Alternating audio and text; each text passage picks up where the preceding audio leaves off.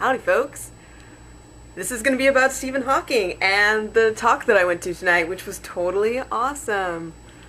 As I start, I'll just go ahead and apologize for the lighting right now. I'm in John's apartment, and since he's going to be moving in a month or two, he has not bothered to replace the light bulbs as they burn out. So we don't have a lot of light in here at night, and I'm basically sitting under a lamp. So you can see that the lighting is very one-directional and, yeah, crappy. But that's not the point. The point is that I just saw Stephen Hawking in person from pretty far away, but it was still him, and he was still pretty awesome. John's about to shine a flashlight in my face.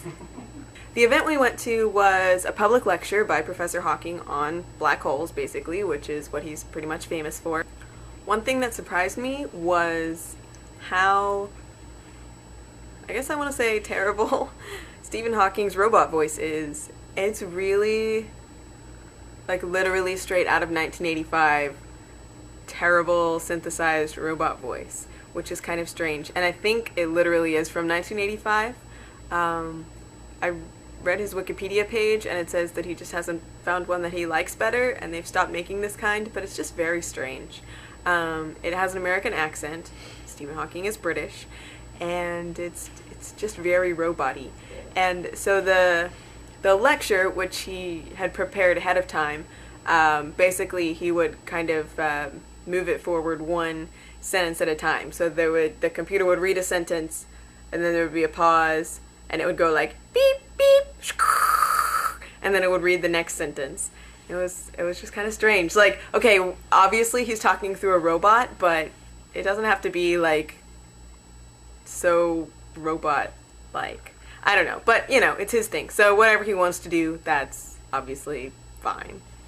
The talk itself was pretty great. It was basically about black holes, and specifically about information theory and kind of the question of, you know, is information lost when stuff falls into a black hole? And most of it was stuff I'd heard before, kind of basic black hole stuff. And there was one thing he said that I didn't really understand about the answer to the information question is something like there's two possible histories, and in one history the black hole never actually existed, and that's enough to preserve all of the information and allow us to recover it. I don't know what that means. I'm gonna have to look up some more stuff about that, but if anybody knows and wants to share, that would be great.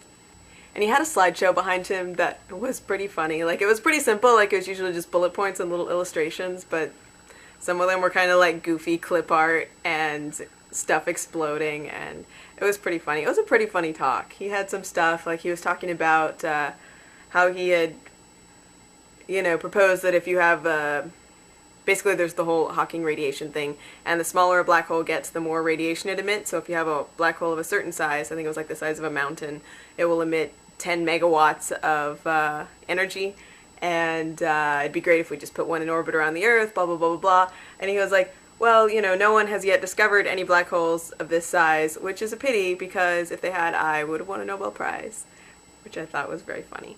But anyway, it was a great talk. The question and answer session was actually a lot of fun. They had 2 microphones set up, and people could ask questions. And they had 3 people who would answer them. There was an engineer who kind of, I guess, built and ran Stephen Hawking's computer, which he apparently controls with his cheek now. He used to use, I think he had like a finger or 2 on his hand that he could use, but now he has some sort of thing, like the engineer said it was like an infrared thing, and he just kind of squints up one part of his cheek, because that's the only muscle that he can use anymore, and that's how he controls the computer. And then the other 2 guys, one of them was, I want to say, a string theorist from Cambridge, and the other one was an observational astronomer from A&M. And so those 3 people answered the questions that the audience asked. The questions people asked were pretty interesting. There were a couple of weird ones. Like, one lady asked if fractals had anything to do with black holes, and the scientists were basically like, no, not really. Another guy came up and proposed his theory for faster than light travel, which I was kind of disappointed that they kind of dismissed it really quickly out of hand and didn't even give him a straight answer, when I think a straight answer would have been pretty easy to give, but whatever. There were a lot of kids, actually, who came up to the mics and asked some fun questions. I think some of them were clearly put up to it by their parents, who were most likely professors, but some of them had really good questions. One little girl asked, I forget exactly what she asked, but I think she said something like, if you had, you can detect a black hole by its mass. If you had some kind of matter detector, I think she said, but she asked, would a black hole also show up on a thermal imager? Which was actually an interesting question, and she actually got a round of applause from the audience for asking that question. It was really cute, and she was pretty little. She was like 7. So that was, and the scientists spent some good time answering it, and the answer is no. The surface of a black hole, that's kind of, I forget what size it was, the size of the sun or something, is like 10 to the minus 7 degrees Kelvin. So absolutely not. You would not see that on any kind of detector.